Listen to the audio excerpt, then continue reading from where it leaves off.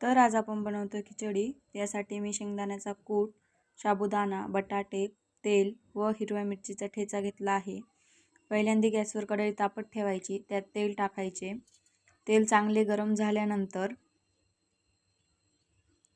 तेलाला चांगले गरम होऊन द्यायचे, त्यात मिरची टाकायची। मिरची तुम्ही ठेचा करून वापरू शकता। मिरचीला चांगलं परतून घ्यायचे।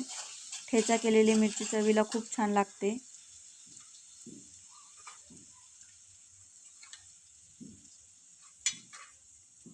या ठिकाणी मिरची चांगली परतलेली आहे। यात आपण एक वाटी बटाटा टाकू। बटाटे मी उकडून घेतलेले आहे।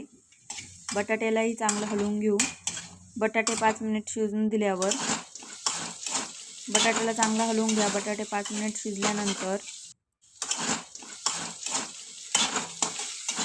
यात आपण एक वाटी साबुदाणा टाकणार आहे। हे प्रमाण एका माणसापुरते आहे। साबुदाणाही चांगला मिक्स करून घ्यायचा आहे। साबुदाणा चांगला शिजला पाहिजे। साबुदाणा जर शिजला नाही तर पोटात दुखते। साबुदाण्याला या ठिकाणी चांगले ढवळून घ्यायचे आहे। त्यानंतर यात एक वाटी शेंगदाण्याचा कूट टाकायचा आहे। तुमच्या आवडीप्रमाणे कूट कमी जास्त करू शकता। या ठिकाणी चांगले हलवून घ्यायचे आहे। शेंगदाण्याचा कूट त्यात मिक्स झाला पाहिजे।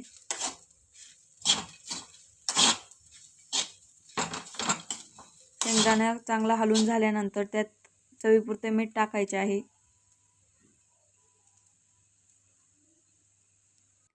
व चांगले हलवून घ्यायचे आहे। अगदी बॅचलरही बनवू शकतात अशी खिचडी आपण सोपी रेसिपी, झटपट होणारी खिचडी बघितलेली आहे। आपली खिचडी या ठिकाणी डन झाली आहे। Thank you. सबस्क्राईब।